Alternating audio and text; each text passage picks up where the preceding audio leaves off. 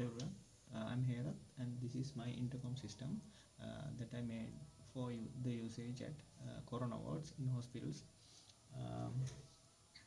Um, in this video I am going to describe how this works. This has two major components which is connected with a Cat5 or Cat6 network cable. And it has a rechargeable adapter for charging the battery inside. This device can be turned on with this switch, and after that the doctors can hear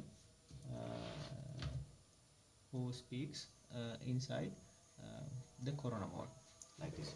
Hello, test. And when the doctor requires to answer or talk with them, doctor can press this switch and talk. Hello, testing. Likewise, this works.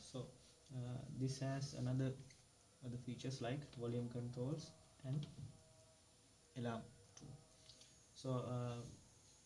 When the doctor requires to alarm on that other side, he has to press this switch like this, and when the patient or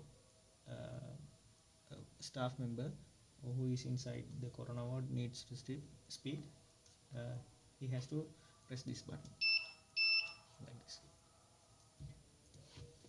So that's the basic operation. I have donated several sets of these to several hospitals. Thank you very much.